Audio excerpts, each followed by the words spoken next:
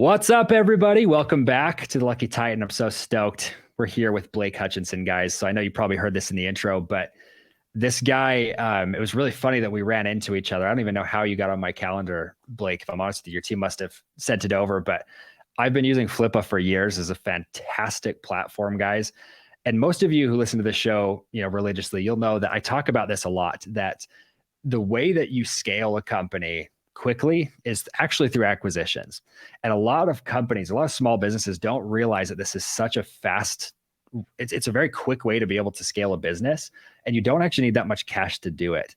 So I'm really stoked to have Blake here with us today to really deep dive into this of like the power of acquisitions. And this is really what I would consider, I think you use the language with this, Blake, of it's an asset platform. What did you call it? It was like digital assets. So you can sell anything on there digital asset wise. Yeah.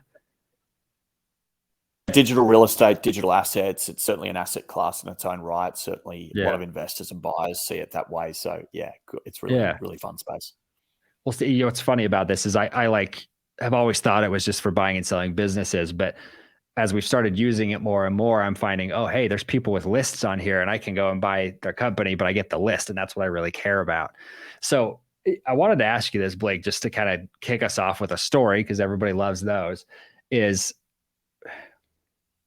what was that moment where you realized you had something of value here with Flippa? Because I mean, this is something business brokers have been around for forever, but Flippa is like the Uber of business brokers, in my opinion. It's like, what made you realize, hey, we're onto something with this?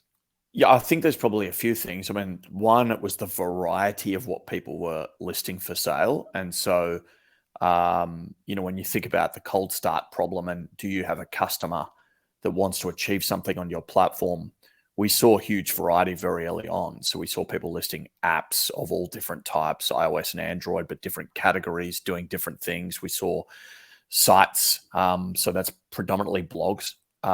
We saw e-com. And then, on the flip side, we always knew that there was a buyer base. Buyers are pretty savvy. Right. But we just didn't know how many there were. And we consistently saw week on week growth in the number of buyers registering to the platform. And so as a function of that, we recognized pretty early on that we had something. We were benefited, I should say. So Flippa spun out of a developer community. The developer community was called SitePoint.com, which still exists today. And SitePoint was where we got our start. So there were two businesses that spun out of SitePoint.com. Most people don't know this. One was 99 Designs, which was a designer community. And it recently exited to Vistaprint. And the other one was, of course, ourselves. And so, we're a tight-knit family, 99 Designs, Flippa and SitePoint.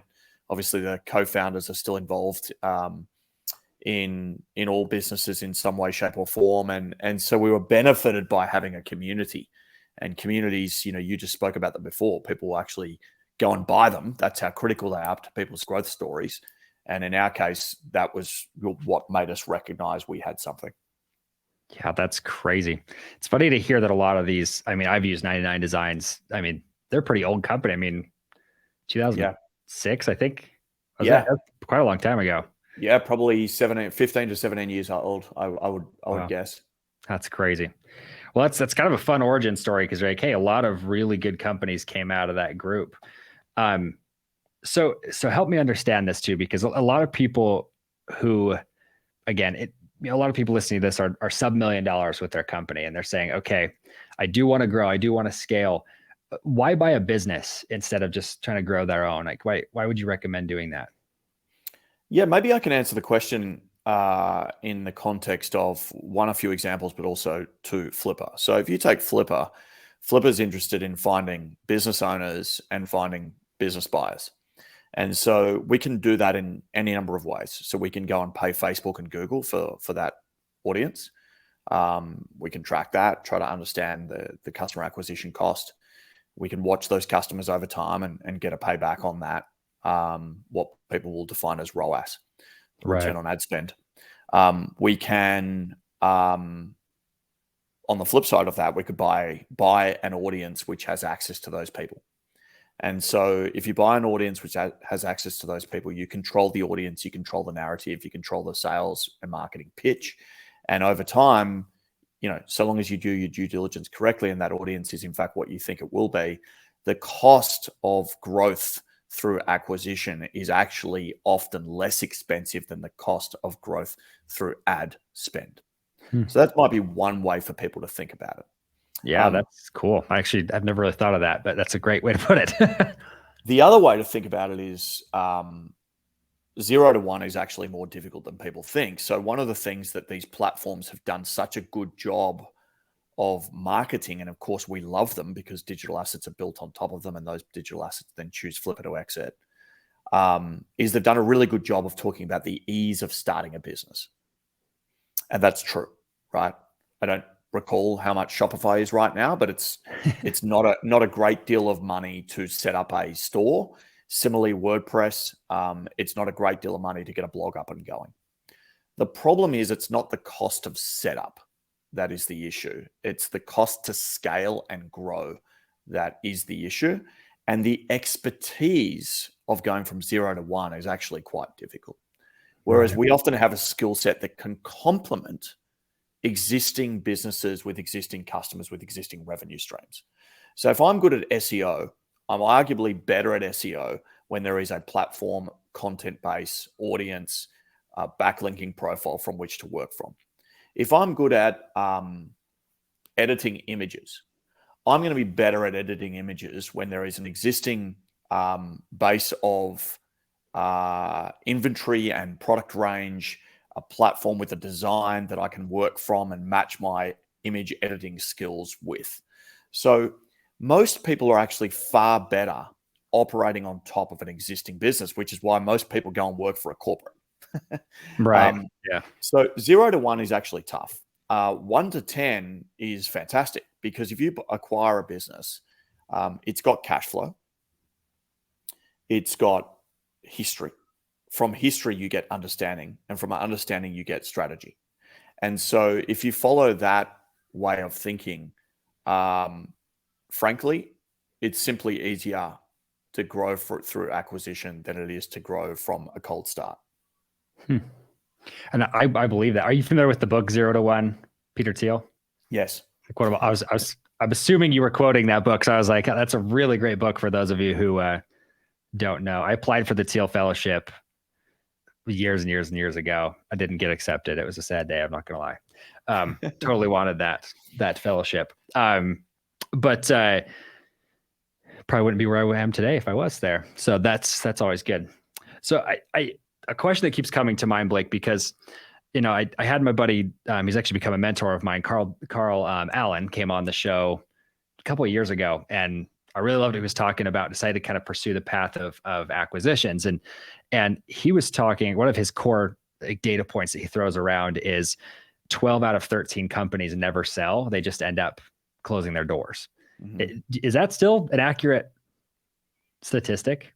I would imagine so. I mean, there's a few people right now who are talking about the silver tsunami, right? The fact that there is going to be trillions of dollars in business value down the drain if these individuals who have done so well, typically baby boomers, ultimately go on to retire, don't have a succession plan in place, don't have the wherewithal to plan an exit, and eventually just close down whatever it is that they've been running for so long. So I would imagine that that's the case. I think there's a few things, right? One, lots of businesses fail. So that happens early on. And then two, for those businesses that succeed, there isn't a natural appreciation and understanding for all of the buyer liquidity in the marketplace. Small business exits are not celebrated by mainstream American media or any media around the world. What we all know is celebrated are fast growth startups, unicorns, and big IPOs. Right. But there are there are millions, tens of millions of good quality businesses, which, yes, are at risk of shutting down through the simple fact that most people don't know that exit and ownership is actually more accessible to most than you think. Right. And that's what's so cool to me about the platform, right? Because what's always bugged me, because I've looked at buying businesses for years and years and years, and pretty much the ones that you're seeing are $10 million or some Joe Schmo is trying to sell it for $500, right?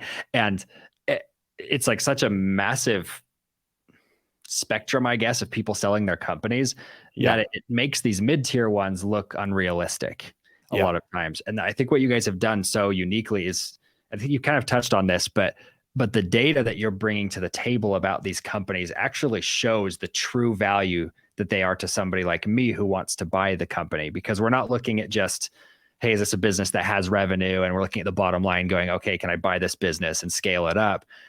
I can instead look at it and say, okay, it has the perfect assets to the perfect list of people that if I were just to tack this on or add this into my company, even if that company ended up failing ultimately, the Yeah. list would help grow my company. Yeah. Right.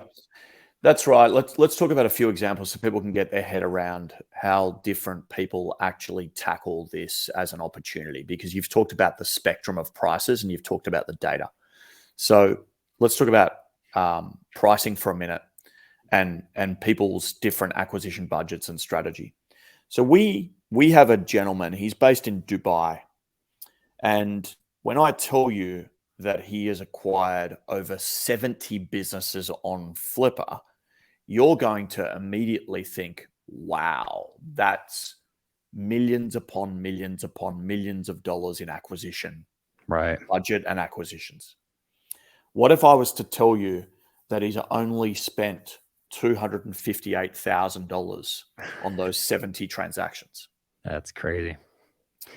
So that means that what he's doing is buying lots of small assets for a purpose. So let's just now understand his purpose.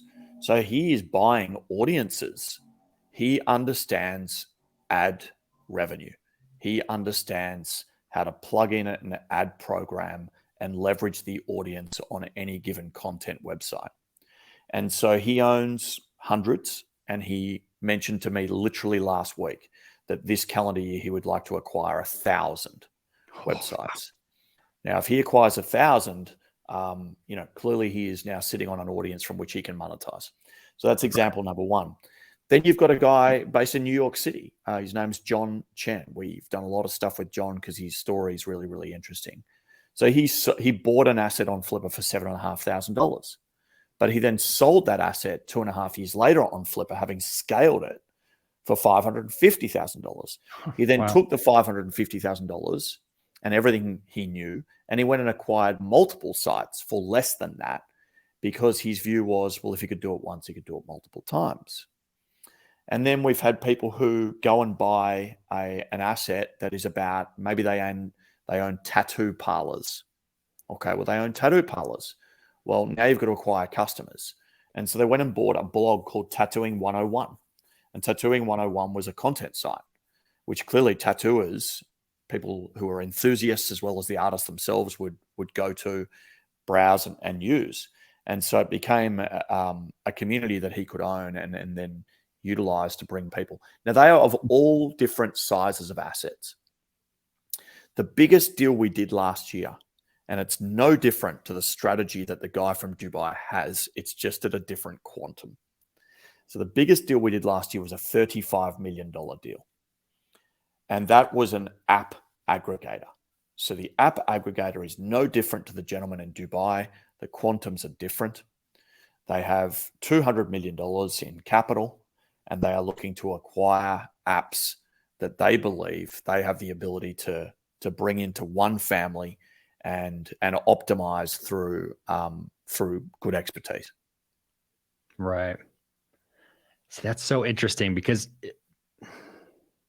I mean, you gave three different examples there that are like beautiful reasons why you would want to buy and sell businesses. And I look at a lot of people listening to this who might, I mean, truthfully, with 80% of businesses failing, I mean, there's a good couple 100,000 of you listening to this show who are going, maybe I'm not, I don't want to continue on with my business. And so a lot of people just close the doors, but maybe you could be posting that website or whatever assets you have onto Flippa and making some cash as an exit without having to be an exit specialist, like you say, Yeah. And the average asset that lists on Flipper is actually 4.5 years old. So to some extent, they're past the death zone, right? Right. They're actually cash flow generating, stable assets with some history that you can analyze, understand, do due diligence on. That's a really important point for most people. You don't want to go and sell your business in the early days of its maturity, because most buyers are actually not buying on opportunity, they're buying on history. And so they're looking to acquire cash flow. And so as a function of that, they want to buy something that they understand has some stability to it. Yeah, that's true of me. I mean, I spend a lot of time on Flippa, guys. I'm not going to lie to you. When I'm bored, I'm not on social media. I'm like looking at listings and seeing what people have. And it's just so interesting to me because I look at a lot of these, and even for myself, where I'm looking more for lists and saying, hey, is this a list of buyers? But it's interesting because a lot of these companies may not look good even from a cash flow perspective, because hey, they've been listed and they're not actively building this anymore. It's an old company.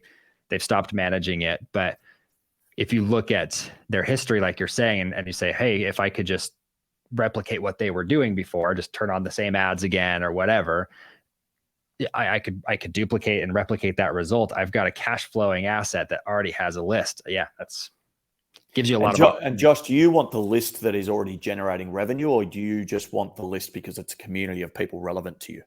I want a list of buyers, right? So I look for people who are actively buying from an email list. That's what I love. Yeah. Awesome.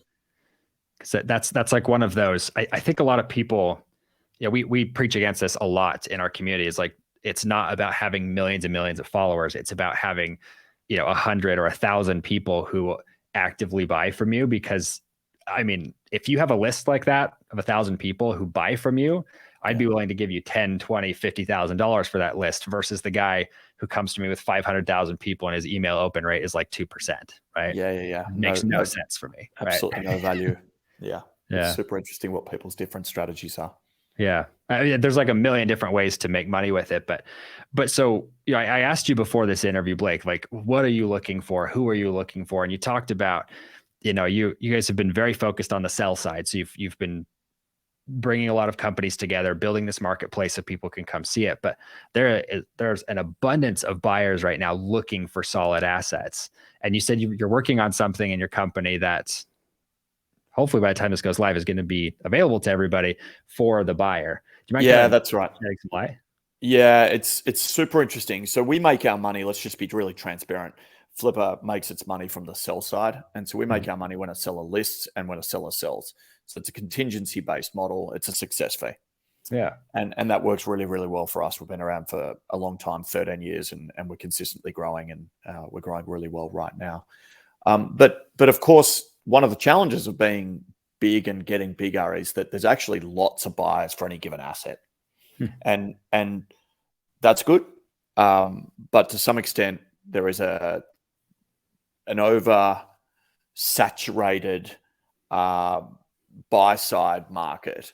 And what we want to do is help sellers pick and choose which buyers they should bias.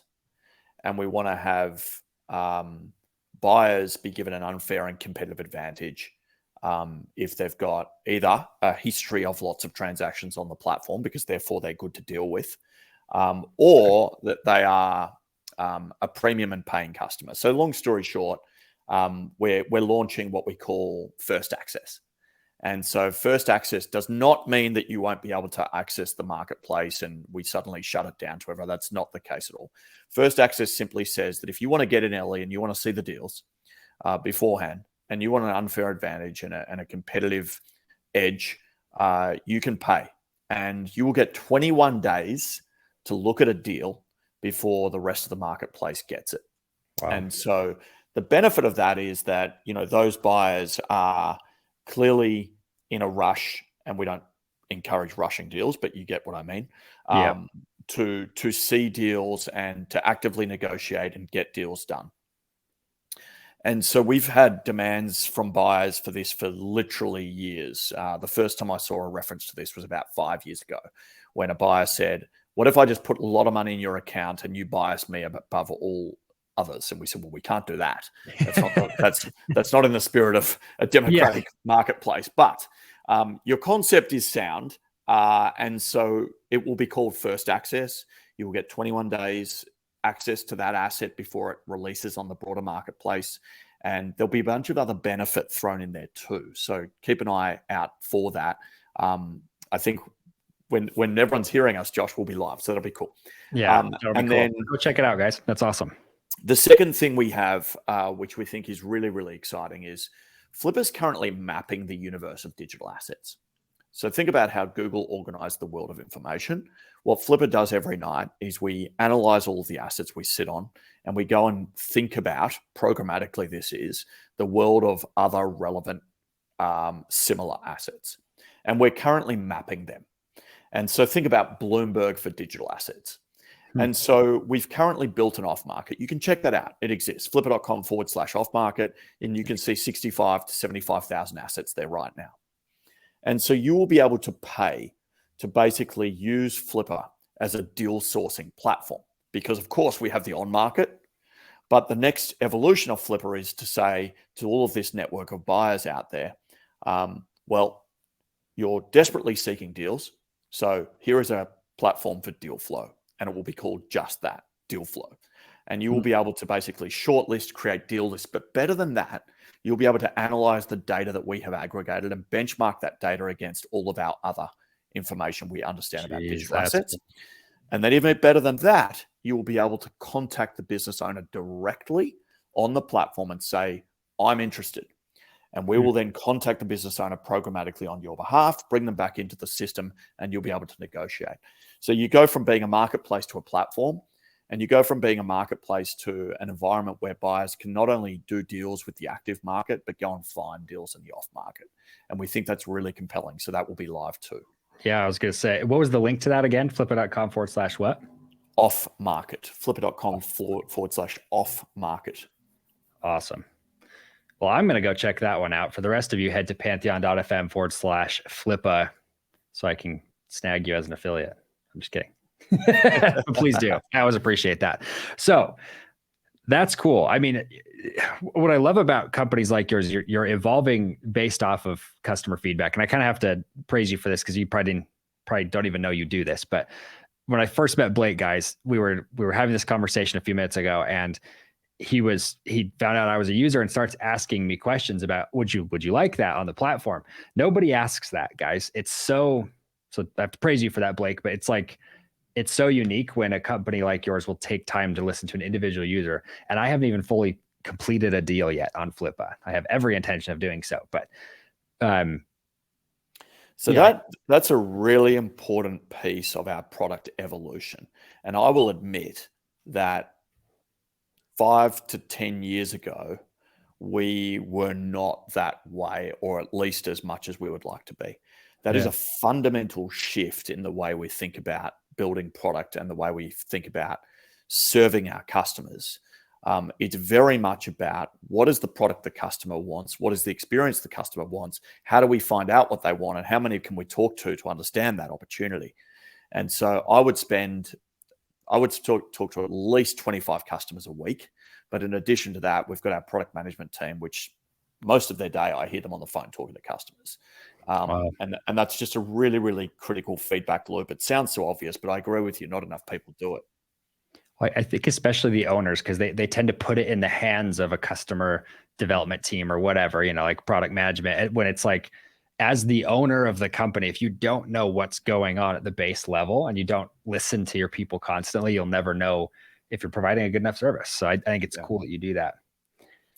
Well, and guys, so once more, just head over to flippa.com, or you can head through my link and you'll be my favorite. If you go to pantheon.fm/Flippa, go check it out. I mean, even if you're not ready to buy businesses, go look at it. If you go reference, I wish I knew the episode number, but look up Carl Allen. I think he's come on twice and talked about this specifically of leveraging something like Flippa, an asset like Flippa, to be able to grow your business through acquisitions.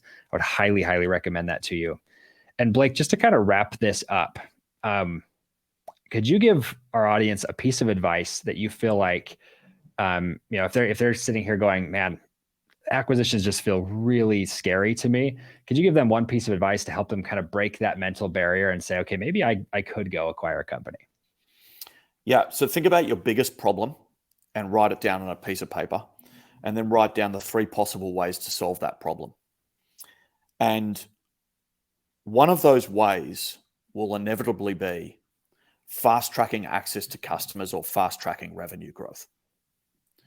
And so if it is either of those 2 things, which I'm sure will be on the list, it is obvious to say if you can acquire something with traction, with a history, with a database, with metrics that you can analyze and understand, all of that insight will possibly and most likely provide you a faster pathway to solving those problems than any other traditional marketing means.